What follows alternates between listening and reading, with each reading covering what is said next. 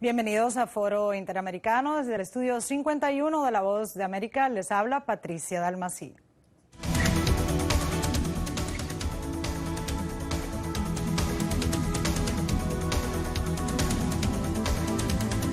México abre sus industrias de gas y petróleo a la inversión privada, con lo cual se pone en marcha una ambiciosa reforma energética propuesta por el presidente Enrique Peña Nieto. Superamos décadas de inmovilidad. Desesperados por encontrar una cura, la Comisión de Ética de la Organización Mundial de la Salud aprueba el empleo de medicamentos experimentales contra el ébola. La mayoría de los estadounidenses rechaza el plan del presidente Obama para acelerar la deportación de niños inmigrantes. Foro Interamericano debate la controversial medida. Y el Senado mexicano aprobó esta semana un proyecto de ley que terminará con el monopolio del gobierno de México sobre las industrias petroleras. La llamada reforma energética de México fue catalogada por el presidente Enrique Peña Nieto como el comienzo de una nueva era de prosperidad. El Senado mexicano aprobó un proyecto de ley que terminará con el monopolio del gobierno de México sobre las industrias petroleras. El objetivo es atraer miles de millones de dólares en nuevas inversiones de compañías petroleras extranjeras y privadas en un esfuerzo por impulsar la producción de petróleo de México, que se ha hundido en la última década, pasando de 3.400.000 barriles diarios a 2,5 millones en la compañía estatal. Pemex ha sido motivo de orgullo desde la presidencia de Lázaro Cárdenas en 1938, desde que la industria petrolera fue nacionalizada. Aprovechemos esta nueva e histórica plataforma para seguir construyendo. Esta legislación es parte de una serie de reformas constitucionales impulsadas por el presidente Enrique Peña Nieto para revitalizar la economía de México. Gracias a la unidad de propósitos, en meses superamos décadas de inmovilidad. Se han derribado barreras que impedían a México crecer de manera acelerada y sostenida. La nueva legislación daría autonomía de presupuesto y gestión a Pemex y la Comisión Federal de Electricidad para poder competir en igualdad de condiciones con las compañías privadas. Además, Pemex reduciría paulatinamente la carga fiscal que entrega al Estado, que significa más de 1/3 de los ingresos públicos de México, la segunda economía de América Latina. Cristina Caicedo Smith, para La Voz de América. Y en esta conversación nos acompañan aquí en nuestro estudio en Washington Rubén Olmos, director internacional de Global Nexus. Desde Texas, el doctor Jorge Piñón, director del programa de América Latina y el Caribe de la Universidad de Texas en Austin. Y también tenemos a Ignacio Quesada, director socio de Álvarez y Marsal, México. Muchísimas gracias a todos, caballeros, por acompañarnos. Vamos a empezar en ese sentido con Ignacio. Ignacio, ¿cómo ha sido recibida esta nueva reforma, digamos la primera parte de lo que ha sido hasta ahora, que ha marcado la presidencia de Enrique Peña Nieto, que es la reforma energética? Buenos días, Patricia, buenos días a la audiencia. Bueno, la reforma, desde mi perspectiva, definitivamente es la reforma estrella del gobierno, es la reforma que está llevando la mayor cantidad de atención y además es la reforma que está recibiendo las mayores probabilidades de realmente tener un impacto en la economía, ¿no? No necesariamente este impacto será tan rápido, dada la naturaleza de la industria, pero sí el nivel de interés a nivel internacional de las empresas es de llamar la atención. Es, en cierta forma, como el gobierno ha dicho, una promesa finalmente cumplida después de tantas promesas en el pasado, donde pues sí hay una apertura bastante amplia en todos los elementos de la cadena productiva para la inversión privada.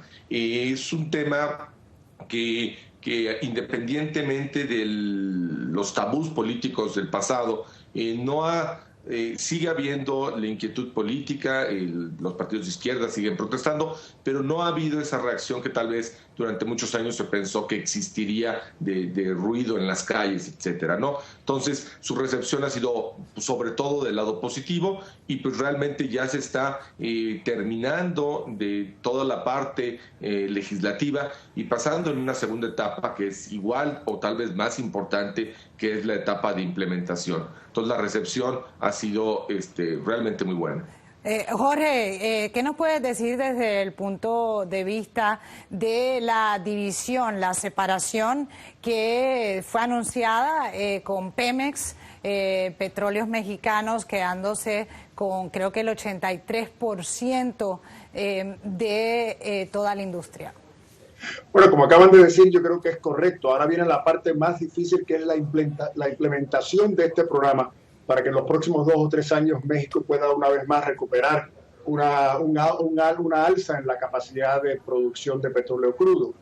Aquí tenemos 2 problemas. Primero es la reorganización o reingeniería de Pemex. A Pemex ahora hay que convertirla en una verdadera multinacional. Recuerda que Pemex va a estar compitiendo con Exxon, con Shell, con BP, con compañías multinacionales que tienen años de experiencia y nuevas tecnologías y la implementación de esas tecnologías. Así que es muy importante para el gobierno asegurarse que se enfoquen no solamente en las multinacionales que van a venir ahora también a explotar estos recursos en el país, pero también en Pemex. O sea, hay que formar a Pemex en una verdadera compañía como Petrobras, como Ecopetrol, que son compañías estatales de petróleo, pero compañías que han crecido. Sí, Pemex tiene el 83% de la torta de aquellas reservas que están probadas. En mi opinión personal, Pemex va a necesitar ayuda en producir o en monetizar esas reservas. Así que vamos a ver a Pemex entrando en joint ventures o en asociaciones con compañías internacionales del petróleo. El 23% de las reservas por probar o por descubrir son las que tiene Pemex. Y eso particularmente en aguas profundas del Golfo de México y también en lo que es todas las zonas de las exploraciones de esquisto que están conjuntas con la frontera del estado de Texas aquí. Así que todavía yo creo que el sector internacional, el sector privado va a tener una gran participación, una vez más, principalmente en aguas profundas del Golfo de México y en la fracturación hidráulica del esquisto, y México se va a quedar con el 83% de las reservas ya aprobadas, pero para las cuales también va a necesitar ayuda de las multinacionales. Rubén, desde el punto de vista político, si Enrique Peña Nieto prueba que esto en la difícil implementación, como dijeron nuestros invitados, que puede ser exitoso políticamente, pues en el 2018 va a ser beneficiado. De no ser así, la izquierda tomaría mucho más auge. Patricia, muy buenos días, gracias por la invitación. Mira, lo que sucedió la semana pasada es sin lugar a dudas histórico. Se cierra lo que se le llama el ciclo reformador. Se impulsaron en los últimos 2 años 11 reformas estructurales. Nada más para que el auditorio sepa, hubo 58 modificaciones a la Constitución de México y casi 81 leyes adicionales nuevas, secundarias, que se implementaron. Yo creo que esto es sin duda un gran logro, no nada más del presidente Peña Nieto, sino de los partidos políticos que se sentaron a negociar alrededor del Pacto por México, que tú te acuerdas muy bien, se firmó al día siguiente de que el presidente Peña tomara posesión, y se pusieron de acuerdo. Y lo interesante es que se pusieron de acuerdo no ante una emergencia, sino ante una conclusión de que había que impulsar al país. Y en estas 11 reformas estructurales vimos la idea de mejorar la competitividad, la productividad del país, fortalecer el Estado de Derecho y avanzar en la parte democrática, en la reforma política. Coincido contigo, ahora viene una parte importante para el gobierno del presidente Peña, que es la implementación y que estas reformas funcionen y que aterricen en la sociedad. Tenemos una elección intermedia en México el año entrante, a principios de junio, en donde se renovará toda la Cámara de Diputados, 9 gubernaturas, congresos estatales, y ahí es yo creo que la primera prueba del presidente Peña y de su partido en el gobierno. ¿Cómo podría afectar, Ignacio, el lado político? Sabemos que los inversionistas ven a lo que es el riesgo político en los países, siendo México un mercado emergente, pero muy interesante en cuanto a las inversiones en energía. Patricia, creo que el lado político obviamente es un tema relevante.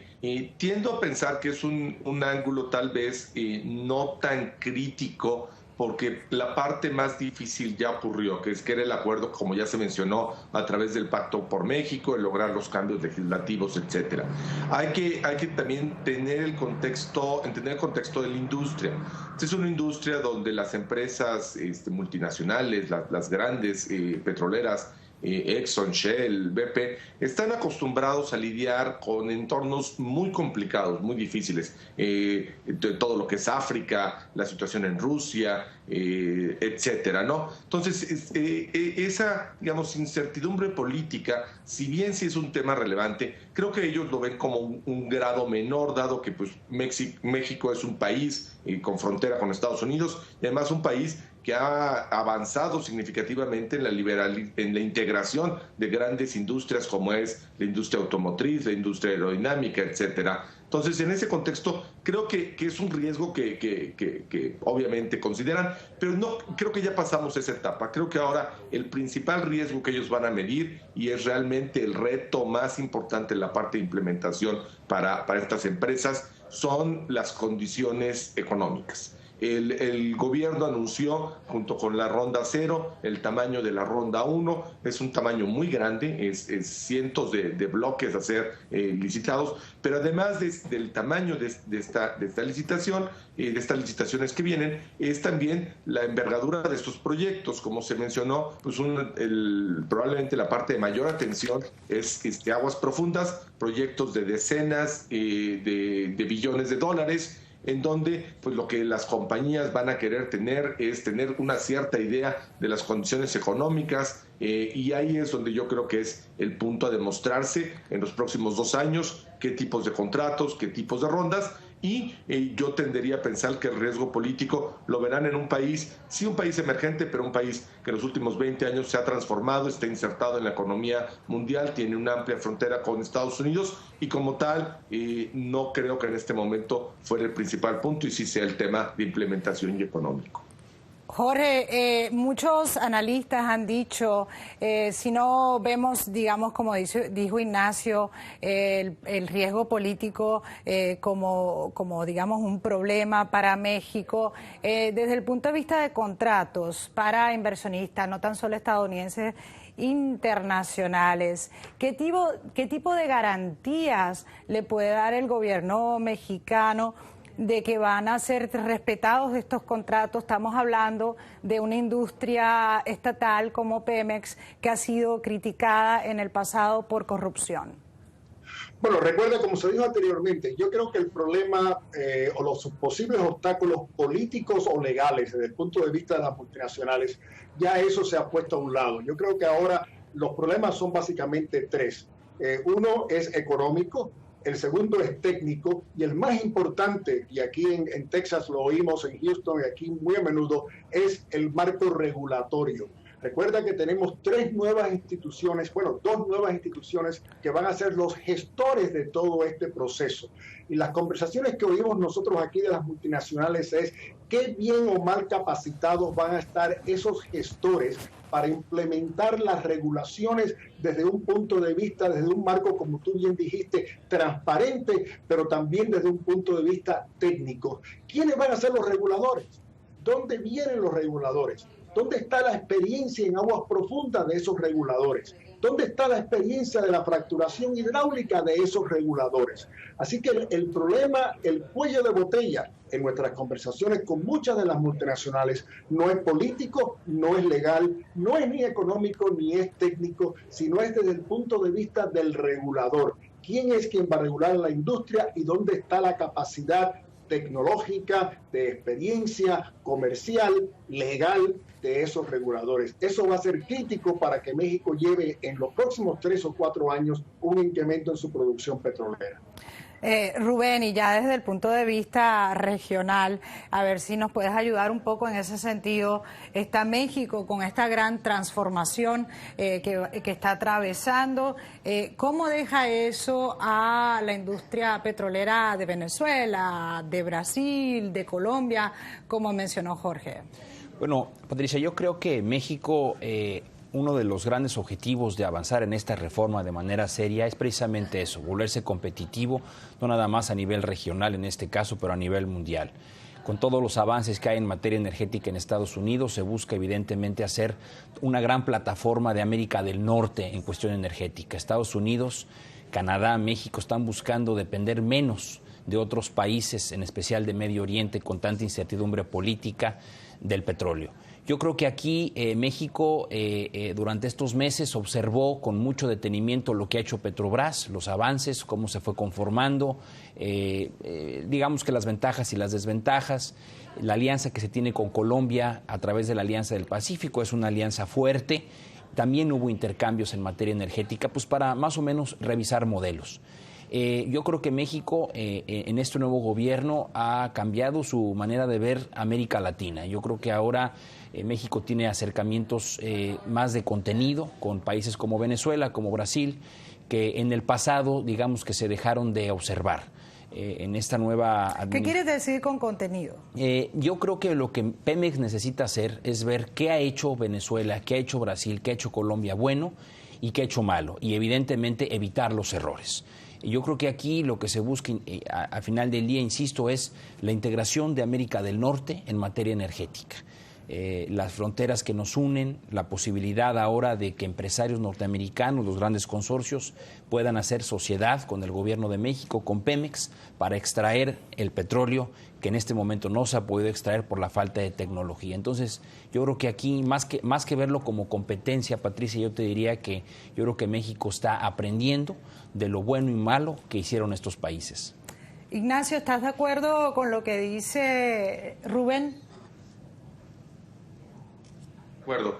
Creo que sí es un tema de aprendizaje y de lecciones sobre todo, esta es una industria por su complejidad y el reto enfrente, donde creo que el principal objetivo tiene que ser el no equivocarse. Hay muchísimas oportunidades. Entonces, lo importante es ir a un paso seguro, no es necesario correr, es una industria que tarda 10, 20 años en tener verdaderos resultados, entonces es mejor ir con paso certero.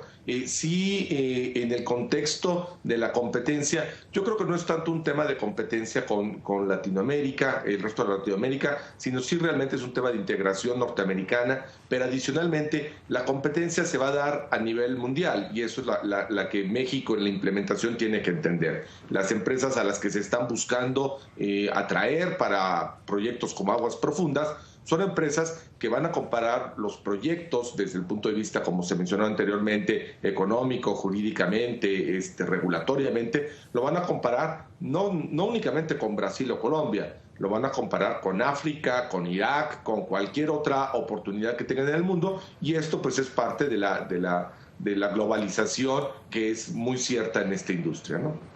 Jorge, ya para finalizar, ¿qué nos puedes decir? ¿A quién conviene más, aparte de México, por lo que se ha discutido aquí en el programa, a quién conviene más esta reforma energética mexicana? Bueno, yo creo que a quien le conviene más es a los mexicanos. Yo creo que va a haber una gran creación de empleos, vamos a ver centros petroleros como el puerto de Altamira, por ejemplo, que ya se está considerando como el principal puerto para la industria de aguas profundas del norte del Golfo de México.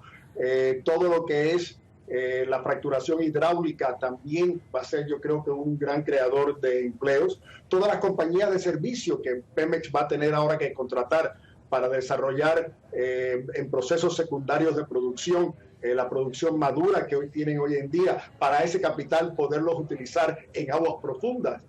Así que yo creo que el primer beneficiario de esto va a ser México.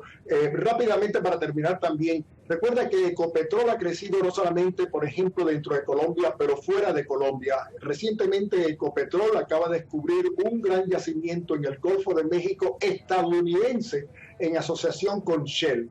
Preguntamos qué hace Ecopetrol de Colombia perforando en el Golfo de México estadounidense.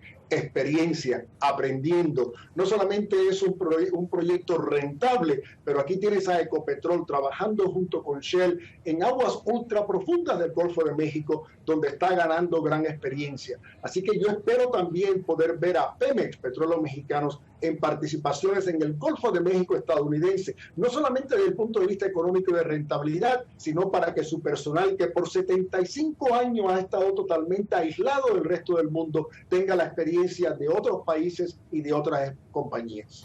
Brevemente, Jorge, 30 segundos, ¿cómo deja esto a Venezuela? Bueno, Venezuela ya está en un paso o en un barril sin fondo. Vamos a ver a Brasil probablemente en el próximo año superar a Venezuela como el mayor productor de petróleo. Colombia va a superar el 1.000.000 barril diario de producción. Y aquí tenemos a Venezuela, donde tiene que vender ahora sus refinerías en Estados Unidos, no solamente para los 5, 8, 10 mil millones de dólares que va a recibir, pero sino para poder recuperar alrededor de 400.000 barriles diarios de petróleo crudo que le va a tener que entregar a China por préstamos que ya ha recibido y que ya ha gastado.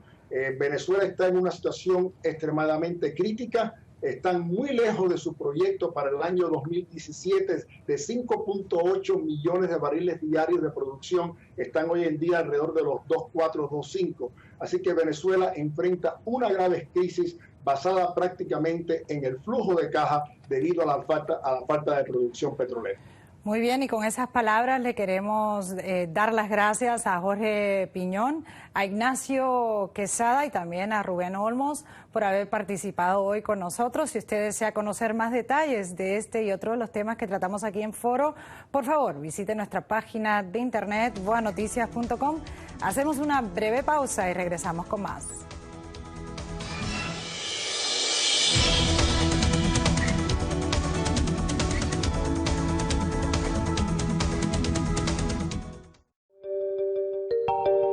Este muro es una de las herramientas que han sido implementadas en la frontera entre México y los Estados Unidos. Continúa el impasse político entre republicanos y demócratas aquí en el Congreso estadounidense sobre la crisis de niños inmigrantes. Señalan ellos, busca un plan más agresivo de Estados Unidos en sus países. Es de responsabilidad compartida. No hay una luz al final de ese túnel, no van a poder quedarse, van a seguir en proceso de deportación. Disminuyen las detenciones de menores en la frontera sur de Estados Unidos. Diariamente miles de personas arriesgan su vida para llegar a los Estados Unidos, entre ellos menores de edad. A punto de ser arrestados aquí enfrente de la Casa Blanca. Una solución de fondo a este problema va a tardar años, si no décadas.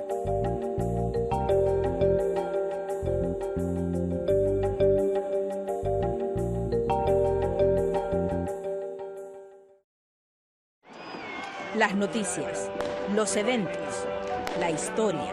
Because we believe that relationships between nations aren't just about relationships between governments. Mucho calor aquí en Cuba. El acontecer mundial y los análisis, todo en un solo lugar. voanoticias.com. Síganos además en Twitter en @voanoticias.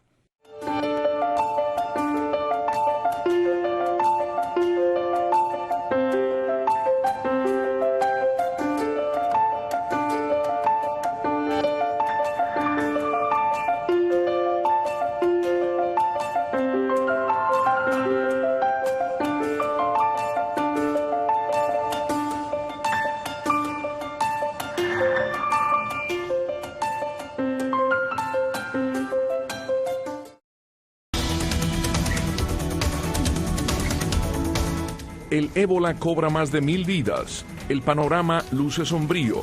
Hasta ahora, solo 2 farmacéuticas estarían desarrollando diversos tratamientos para combatir el mortal virus.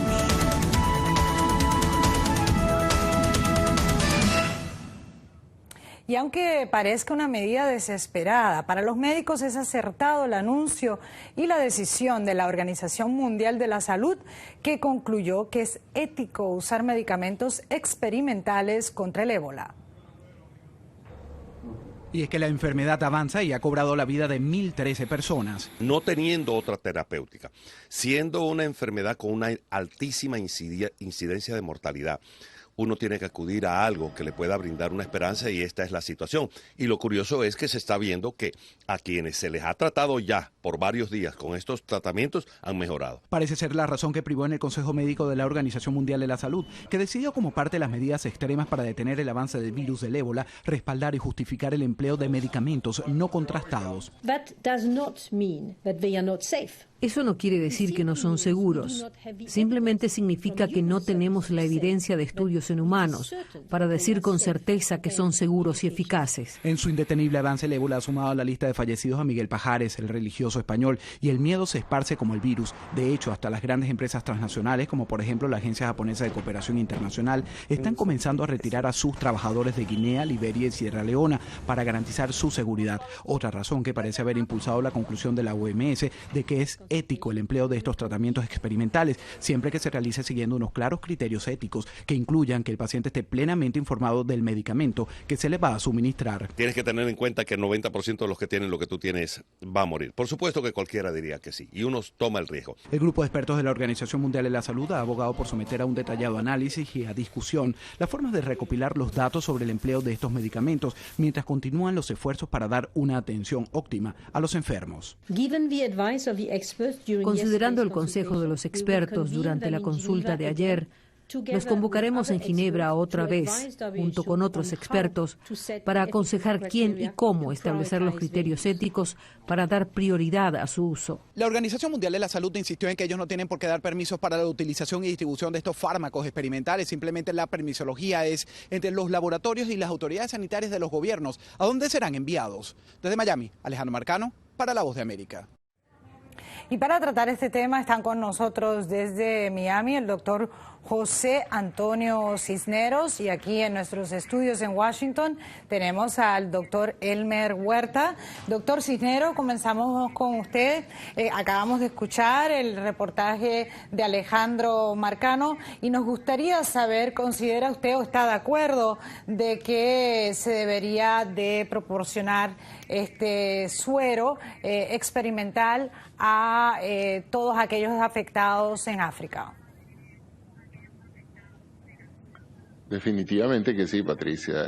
La Organización Mundial de la Salud ha reconocido que ha actuado con cierta falta de proactivismo en relación con este brote epidémico, de manera de que es importante esta medida que han tomado de por lo menos sancionar la parte ética de la utilización de estos sueros que permiten en un momento dado detener o controlar la agresividad de la proliferación viral en los pacientes.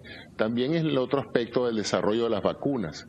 Ya sabemos que tanto en los Estados Unidos como en Canadá hay un par de centros que están desarrollando vacunas para esto, y esto le daría un gran impulso al desarrollo de este tipo de recursos para controlar a mediano y largo plazo los brotes de ébola. Doctor Huerta, la Organización Panamericana de la Salud aquí en Washington anunció o alertó de que el ébola podría llegar a América Latina. ¿Cuán viable, cuán realista es este panorama para América Latina? Dentro del margen de posibilidades, Patricia, puede llegar, ¿verdad? Una persona sin síntomas que haya estado en contacto muy íntimo con un paciente allí en alguno de estos países en África, puede tomar un avión sin síntomas, a los 2 o 3 días de llegar a Estados Unidos o algún lugar de las Américas pueda tener el problema. Pero lo que sí me parece es importantísimo decir es de que por más que llegue 1, 2 o 3 casos a las Américas, no van a ocurrir los brotes que están ocurriendo en África. La razón es muy simple. Lamentablemente en África esto es consecuencia del abandono, de la ausencia completa de lo que se llama un sistema básico de salud pública. Patricia, y esto es muy triste decirlo y muy fuerte decirlo, pero para que una persona se contagie de este mal, tiene que agarrar con sus manos las diarreas, los vómitos, la sangre, la saliva y el sudor de un enfermo. Por eso es de que hoy día se documenta que la mayor parte de víctimas de esto en África son mujeres, porque ellas son las que atienden a los enfermos, ellas lavan las ropas de los enfermos, ellas lavan los cadáveres de cada persona que está falleciendo. Entonces, en América tenemos falencias, obviamente, en muchos lugares de las Américas, pero un brote como este no va a ocurrir aquí. Es por eso, doctor Cisneros, a lo que dice el doctor Huerta, que se dice que, por ejemplo, en Sierra Leona no debe haber preconceptos, tabúes respecto a esta enfermedad y que le piden a la población ser transparentes y anunciar, informar a las autoridades una vez que alguien o hay una presunción de que alguien está contagiado.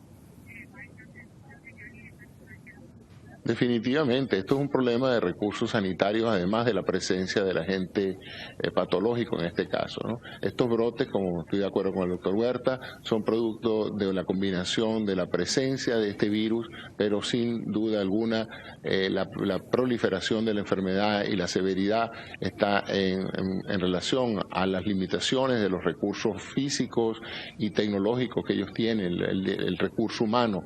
El CDC de Atlanta ha mandado una cantidad de expertos para asistir al personal médico allá en relación al manejo y manipulación de estos pacientes.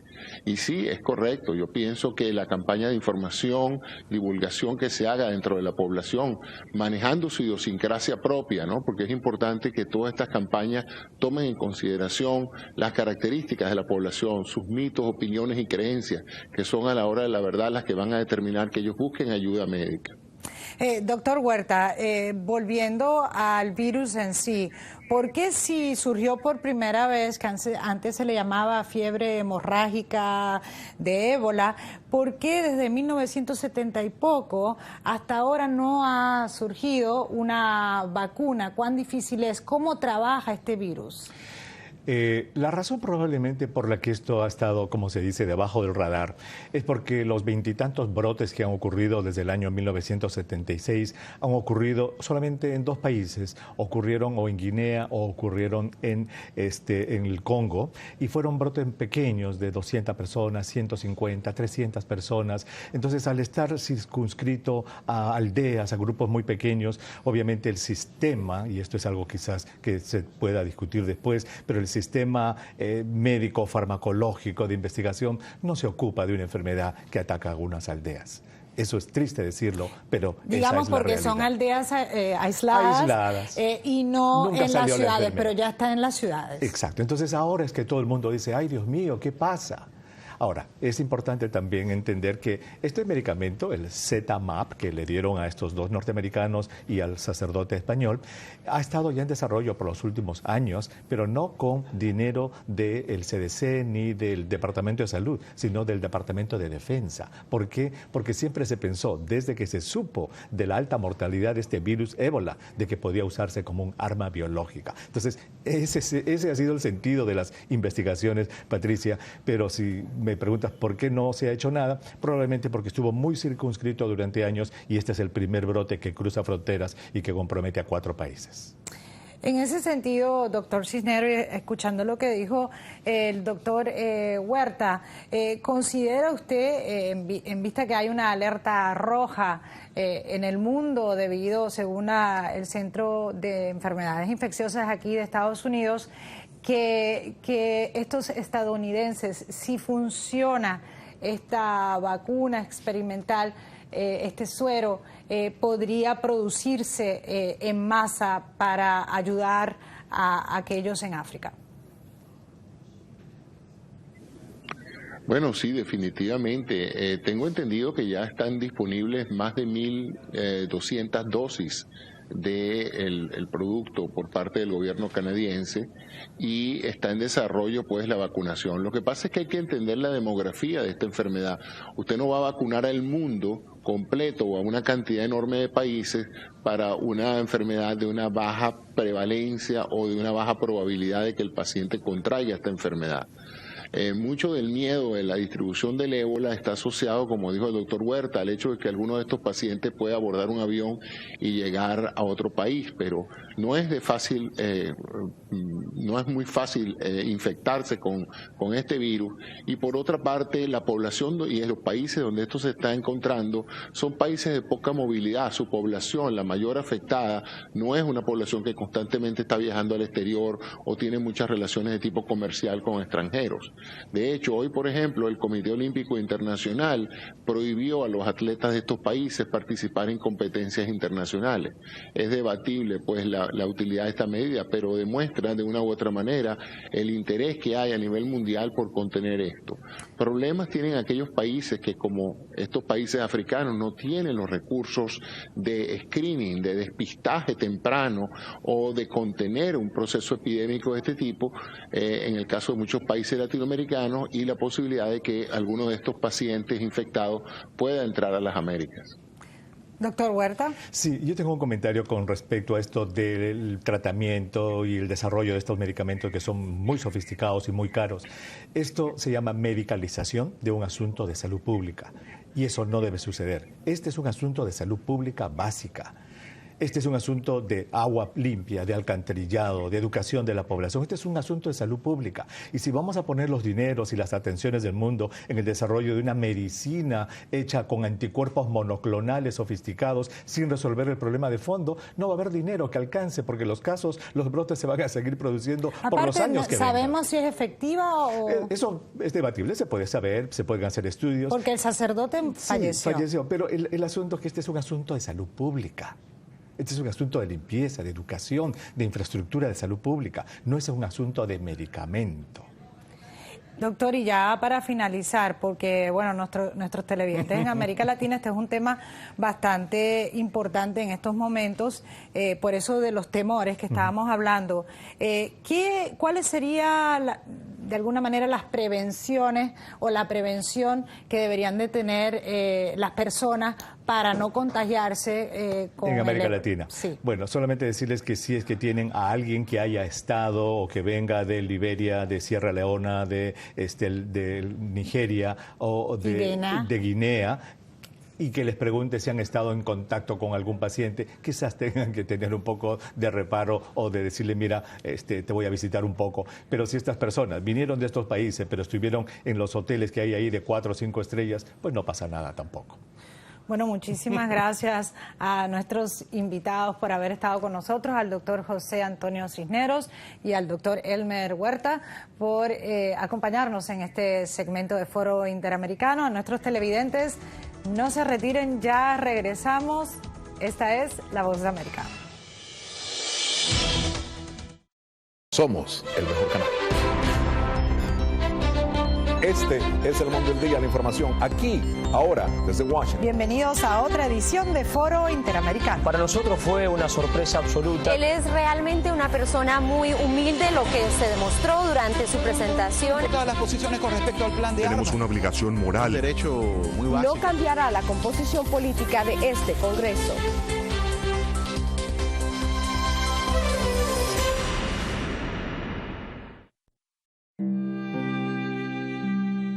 Hola, tío.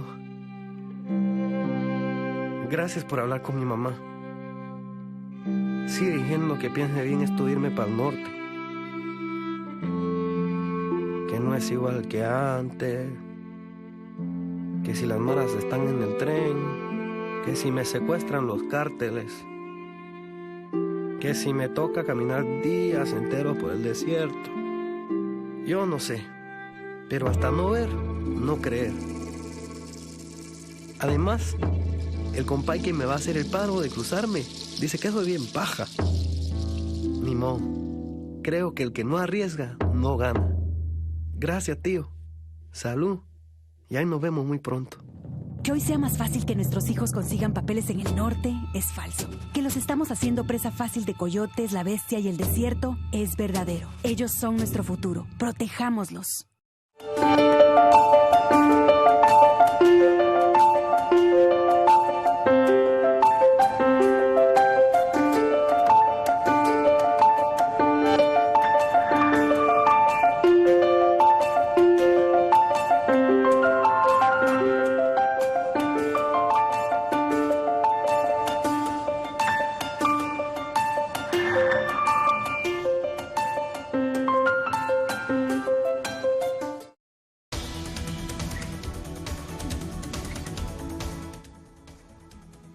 El secretario de Estado John Kerry exhorta a la formación de un nuevo gobierno en Irak.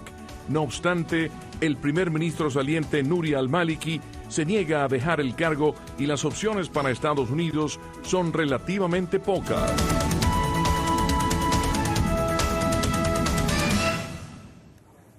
Y el presidente estadounidense Barack Obama dio por terminada la misión humanitaria en las montañas del norte de Irak. Según el mandatario, ya se cumplió el objetivo de romper el cerco impuesto por los yihadistas sobre la población civil. Sin embargo, Estados Unidos mantendrá los ataques selectivos contra el autodenominado Estado Islámico. Naciones Unidas anunció un nivel 3 de emergencia para la crisis humanitaria tras la acometida del grupo extremista Estado Islámico. La ONU dijo que proporcionará un mayor apoyo a aquellos que han escapado a Sinjar y a los 400.000 iraquíes que han huido de la violencia en algunas partes del norte y el oeste del país desde junio. Mientras, Estados Unidos reveló que decidirá en un par de días si organiza un rescate de los miles de civiles desplazados en la montaña Sinjar en el norte de Irak, al tiempo que aumentó la presión para la salida del poder del primer ministro iraquí Nouri al-Maliki. El presidente Barack Obama reportó un mejoramiento significativo de la situación de los civiles sitiados en Sinjar, Irak, por lo que descartó una operación de evacuación y anunció el fin de la entrega de ayuda humanitaria. La situación en la montaña ha mejorado significativamente. Rompimos el sitio del ejército islámico de Irak y Siria y ayudamos a gente vulnerable a estar a salvo y salvamos muchas vidas inocentes. En la capital de Armenia, Yerevan, miembros de la minoría religiosa yazidí se manifestaron frente al edificio principal del gobierno para exigir mayor ayuda a los yazidíes en el norte de Irak. Los manifestantes hicieron un llamado a los líderes de Armenia para presionar a la ONU para ayudar a detener lo que describieron como un genocidio contra los de esa comunidad. Los manifestantes fueron desalojados de la plaza central por la policía durante sus manifestaciones. Miles de iraquíes han huido de los militantes del Estado Islámico que les han dado un ultimátum: convertirse al Islam o ser asesinados. La comunidad internacional también está tomando cartas en el asunto. El Reino Unido desplegó fuerzas especiales en el norte de Irak, donde miles de civiles están atrapados en Sinjar por extremistas sunitas. Gran Bretaña ha enviado aviones y helicópteros militares a la región para ayudar a la entrega de ayuda humanitaria. Juan Pablo Sarruc para La Voz de América. Y para discutir este tema recibimos en nuestros estudios a Diana Molinó, periodista aquí en Washington, y Luis Miranda, estratega demócrata. Un placer tenerlos a ambos. Luis, te quería preguntar, hace 24 horas no nos imaginábamos que Nouri al-Maliki iba a aceptar pues ceder el poder como primer ministro. Se hablaba inclusive de que podría haber un golpe de Estado. ¿Cuán importante es ese paso en la democracia o, digamos, de mantenerse una estabilidad en el país? Bueno, eso es de gran importancia porque permite que el gobierno nuevo pueda tener legitimidad internamente, que ya la tenía realmente porque esto fue una decisión interna. Creo que lo importante de este proceso es que no fue forzado por los Estados Unidos, no fue forzado por actores exteriores, se decidió internamente, pero la presión externa de Irán, de Estados Unidos y de otros también ayudó a convencerlo de que no tenía apoyo ni por dentro ni por fuera, y permite que el nuevo gobierno pueda entrar y hacer lo que tiene que hacer en los próximos 30 días de formar ese nuevo gobierno, y hacerlo de una manera que, a lo contrario de lo que ha sucedido, respete e integre a las comunidades minoritarias dentro del país para poder tratar de conseguir un consenso, porque parte de lo que ha llevado a que este Estado Islámico coja fuerza es que había una falta de confianza en el gobierno y se sentían excluidos. Ahora, cuando ven las atrocidades de este grupo, tener un gobierno en el que pueden confiar, creo que hace una gran diferencia en que retomen algún tipo de posición más favorable a un Estado en vez de al Estado Islámico. Diana, en cuanto a eso, sabemos que hizo mucha noticia el artículo de la exsecretaria de Estado Hillary Clinton contra, podría decirse, su ex jefe, el presidente Barack Obama, y en el cual ella dice que había un vacío de poder, que la administración falló al no apoyar cuando lo que estaba ocurriendo en Siria está todo relacionado, y eso le dio auge, ímpetu a los yihadistas más radicales en Siria que se trasladaron a Irak. Sí, bueno, cualquier cosa de una magnitud semejante ha de tener repercusiones muy fuertes dentro de la política interna de Estados Unidos, y eso es lo que estamos viendo. Pero en este caso muchísimo más, porque Hillary Clinton tiene delante la probabilidad, la posibilidad, todavía no lo sabemos, de ser la candidata demócrata a la presidencia. Está claro que ella ya lleva tiempo que no es secretaria de Estado, pero en la formación de todo eso, ella también tuvo algo que ver, o sea que tiene que tener también una cierta prudencia en lo que está ocurriendo. Lo cierto es que parece ser que ni siquiera el propio presidente Obama se ha molestado demasiado y que las relaciones son bastante buenas porque él comprende que lo que ella debe de querer ahora en este momento es salir elegida.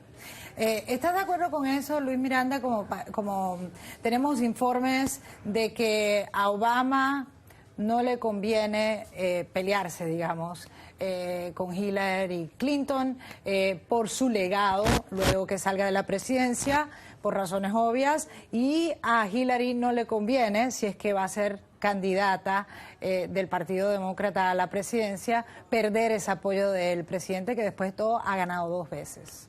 Bueno, y si ella resulta siendo la candidata no va a perder el apoyo de él, pero claramente ya tiene que diferenciarse y mostrar en las áreas en donde hubo diferencias, a pesar de que ampliamente han estado de acuerdo. Obviamente en cualquier gobierno, en cualquier proceso de desarrollar una política tan complicada como lo es la política exterior completa de Estados Unidos, no porque no es solo de Siria, sino todo lo que es la política exterior de Estados Unidos, siempre van a haber pequeñas diferencias, pero ampliamente están de acuerdo, y lo que esto muestra es que pueden tener diferencias pequeñas, pero seguir trabajando juntos, y creo que eso los beneficia a ambos. Pero para ser claro también, una cosa que vemos es que estas diferencias van a jugar un papel, porque es imposible determinar cuáles son las respuestas correctas. Lo importante es qué tipo de liderazgo se mostró, porque se puede ayudar a los rebeldes y, en efecto, por accidente, en vez de dejarle armas en las manos a terroristas. Y eso es lo que vemos ahora con el ejército en Irak, que eran sunnis, que simplemente se rehusaron a luchar y le dejaron todas esas armas al Estado Islámico, ¿no? Entonces hay que tener mucho cuidado en estos procesos, y lo que muestra es que hubo un proceso bastante deliberado, ¿no? De tratar de determinar la mejor acción, y eso creo que los beneficia a ambos. Políticamente ya creo que hubo una reunión, una llamada de Hillary Clinton al presidente, hubo una reunión en Martha's Vineyard donde está el presidente Obama de vacaciones, y fueron a un cumpleaños de Jordan Vernon, a la esposa de él, que cumplió 80 años en Martha's Vineyard. Supuestamente la prensa no tuvo acceso, estuvieron en la misma mesa. ¿Crees que han podido de alguna manera apaciguar todo este ruido que hubo aquí en Washington dentro de los periodistas? Yo creo que realmente eso va a tener muy poca importancia si ellos lo han apaciguado. No, han hecho un gesto, pero lo que realmente sigue siendo muy preocupante es la situación en Irak, especialmente para Hillary Clinton si es que llega a ser presidente, porque ahora lo estamos mirando desde el punto de vista del cotilleo casi, aquí en Washington, pero lo cierto es que la situación en Irak es muy preocupante, y además no es preocupante de un momento. Vamos a ver dónde está ocurriendo esto. Está ocurriendo esto en la antigua Asiria. Es una época que durante toda la historia han habido unas luchas muy violentas. Tenemos además toda la situación de los kurdos. Eso es un rompecabezas internacional con Siria, con Turquía. Los kurdos en su momento tuvieron muy poco apoyo incluso en Estados Unidos, porque la fuerza dominante hace mucho tiempo era el Partido Comunista Kurdo. Ahora preocupa muchísimo más la cuestión del radicalismo islámico. Todas estas son cosas que Hillary Clinton, por la posibilidad de que se convierta en presidente, las ha de tener muy en cuenta, porque no quisiera tener también un fracaso en brazos en el mismo momento en que llegara a la Casa Blanca. Luis Miranda, las encuestas, los estadounidenses no quieren intervenir en Irak. Entonces el presidente, aparte de ser una promesa de campaña, se ve de brazos cruzados, hacen unos ataques aéreos, pero hasta ahí nomás. Bueno, y es lo importante, es lo que tiene que hacer, porque realmente los iraquíes tienen que ser dueños de este proceso, tienen que ser dueños de proteger y liberar su propio país. Entonces, darle ayuda estratégica a esas fuerzas que están luchando, porque en este momento los estadounidenses no están luchando contra el Estado Islámico, pero los kurdos y otras fuerzas locales sí lo están haciendo, y darles ese apoyo y ayuda, pero sin tener que entrar con Estados Unidos. Y el ejemplo lo vemos en Afganistán, donde acaba de morir el líder del ejército estadounidense de mayor rango desde Vietnam.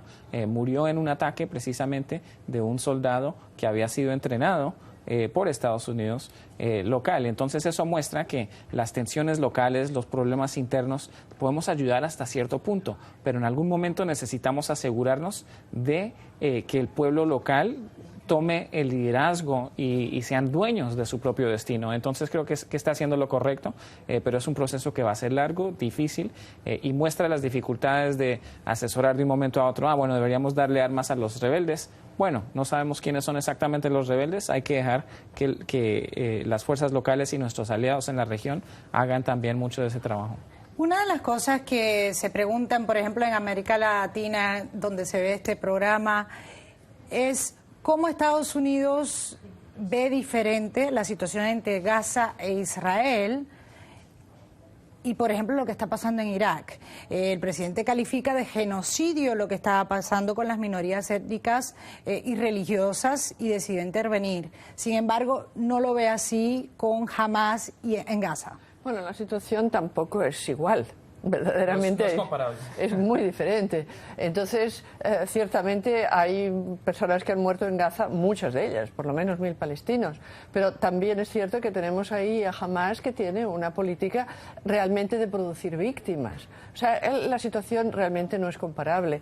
Y luego el riesgo que pudieran representar Hamás o que pudieran representar los palestinos, o todo el riesgo que hay allá, no se puede comparar con el enorme riesgo para todo el mundo que podría tener el Estado Islámico. Fíjate tú que parece ser que incluso podría haber consenso en el Consejo de Seguridad por una vez en las Naciones Unidas para una actuación conjunta contra este llamado Estado Islámico. No, realmente la magnitud de las dos cosas, y no solamente la magnitud, también la calidad es muy diferente. Y en ese sentido, Luis, se dice inclusive que el Estado Islámico está vendiendo petróleo en el mercado negro. Sabemos que intervino un banco, entonces dinero tienen los recursos y claramente están recibiendo ayuda o de entidades privadas.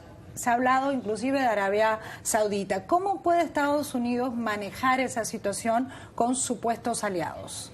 Bueno, y esto es una de las cosas interesantes, que hasta Irán y Estados Unidos están en el mismo lado con lo que es el Estado Islámico. Entonces, es una situación única, muy distinta. También hay que recordar que el Estado Islámico está entrando y buscando a minorías y asesinándolas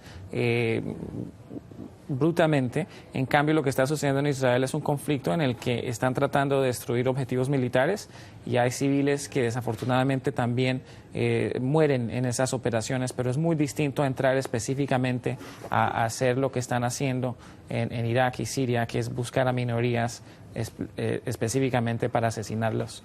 Yo quisiera añadir a esto que has dicho, la comparación, que tampoco vemos en Israel el conflicto que estén buscando grupos dentro de Europa y dentro de Estados Unidos para infiltración terrorista, como ocurre con el Estado Islámico. Correcto, pero lo que tú dices también es cierto, que están teniendo mucho apoyo externo. El Estado Islámico, obviamente, no llegaron a donde están sin ese apoyo. Es una fuerza muy profesional, tienen buen entrenamiento, han tenido acceso a buenas armas aún antes de capturar las que quitaron del ejército iraquí. Entonces es una fuerza que se requiere de los aliados, y los aliados no siempre no son honestos en estos tratados. Entonces es muy difícil. Lo que tú decías de Arabia Saudita, posiblemente, pero Arabia Saudita también es uno de nuestros aliados fuertes. Ayudaron, por ejemplo, con la transición en Yemen, que nos ayudó a mantener ahí algo de estabilidad. Es uno de los únicos sitios donde la transición de libertad islámica de las revoluciones de los últimos años no resultó en la muerte del ex dictador. Entonces Arabia Saudita juega un papel, Irán está jugando un papel. Necesita hacer esto una solución regional, es un rompecabezas, como lo decías muy correctamente, y que los Estados Unidos entre por su cuenta a tratar de resolverlo, simplemente continuaría a crear dificultades y problemas. Efectivamente, y vamos a cambiar el tema radicalmente, como les mencioné antes del programa, y es que aquí en Estados Unidos seguimos dándole cobertura a todo lo que tiene que ver con la inmigración, los niños, muchos dicen que son refugiados, y lo que se comenta es que el presidente Barack Obama definitivamente va a tomar medidas ejecutivas para darle algún tipo de estabilidad temporal, no se dice residencia, digamos, una estadía temporal a muchos de los que están indocumentados aquí. Sí, ciertamente. Tú dices que el presidente Obama va a tomar medidas ejecutivas. Seguramente que sí, pero también las ha tomado. Es decir, eso no es una cosa que ahora de repente empieza. Hay algunos que acusan al presidente Obama precisamente de las medidas ejecutivas que ya tomó por de permitir que la gente joven que está en Estados Unidos, porque sus padres los trajeron ilegalmente, que se quedaran. Algunos dicen que esto es lo que ha provocado realmente toda esta llegada de menores, y es posible que eso haya tenido un efecto, pero es mucho más amplio realmente. Es mucho más amplio porque se sabe ya desde hace tiempo, esto ha ido corriendo de boca en boca, que pueden venir. Y eso, las normas del presidente Obama son mucho más recientes que el momento en que empezó todo eso. Realmente fue ya en el año 2008 que se dijo que se daría protección a los menores que venían de países que no eran contiguos. Y por eso no vienen de México, sino que vienen de El Salvador, de Guatemala, de Nicaragua. Eso es una cosa que realmente es anterior al presidente Obama. Y realmente hay que diferenciar, ¿no?, que los niños que están llegando a la frontera de América Central no tienen nada que ver con la posible acción ejecutiva del presidente. Lo que el presidente está considerando es para los 11 millones, 10.7 millones, lo que sea, que ya estaban aquí. Y no serían todos, de hecho. Entonces es importante diferenciar que no va a afectar de ninguna manera el proceso y lo que suceda con esos niños que están llegando. La gran mayoría que realmente van a tener que ser deportados, porque lo que hablábamos la última vez que estuve aquí, que enviar el mensaje de que se pueden quedar simplemente le da una razón más a los criminales que los están trayendo a que cobren los miles de dólares que le cobran a las familias para convencerlos de que pueden enviar a sus hijos. Entonces, son dos procesos muy distintos y no se van a ver beneficiados estos niños de este proceso. Son dos temas diferentes. Vamos a ver en esta gráfica que desde el 1 de enero de este año, más de 30.000 menores no acompañados se han reunido con los padres o familiares en Estados Unidos, mientras sus casos están siendo procesados. La mayoría de los niños están en los estados donde los inmigrantes tradicionalmente se han asentado, como Texas, Nueva York, California y la Florida. Un gran número también se han enviado, si vemos los números en pantalla, a Maryland, Virginia, Georgia y Luisiana. La pregunta es, Diana, lo que decía Luis, que son dos temas totalmente diferentes, los indocumentados aquí y la ola de estos niños refugiados, bueno, no refugiados, sino que entraron ilegalmente al país, pero que podrían calificarse de refugiados. Sí, todo eso de todas formas tiene unas consecuencias para mucha más gente. El problema principal con estos niños, bueno, uno de los grandes problemas es la falta de jueces de inmigración que analicen sus casos. Hay un problema crónico. Antes de la llegada de estos niños, el tiempo de espera para una audiencia en inmigración era de 570 días. Creo que lo dijo aquí la señora Meissner no hace mucho tiempo. Ahora esto sería todavía mayor. Lo que están haciendo es poniendo muchos más jueces de inmigración. La gente que no son estos niños, que son los casos urgentes, se les retrasa todavía más. La cosa tiene unas consecuencias realmente imprevisibles en un momento dado. Y no se puede apretar un botón y producir de repente millares de jueces de inmigración. Esto lleva su tiempo. Brevemente, Luis, que ya se nos acaba el tiempo, ¿qué va a decir el presidente? Se presume que en este mes de agosto que afecte a la comunidad inmigrante indocumentada. Bueno, creo que va a ser lo que decíamos antes, que esto es una continuación de lo que ha estado haciendo. No va a ser, creo que una orden significativamente distinta. Va a ser una extensión de la discreción que tienen ya las autoridades de inmigración. Va a ser caso por caso particular. Él no tiene la autoridad de hacer cualquier tipo de cosa amplia, sino que tiene que ser caso por caso, aplicando, solicitando, como lo hicieron bajo DACA. Creo que simplemente va a ser una versión un poquito más amplia de DACA. Muy bien, y con esas palabras le damos fin a nuestro programa Foro Interamericano. Un placer tener a nuestros invitados y a nuestros televidentes. Gracias por su sintonía. Les habló Patricia Dalmacín.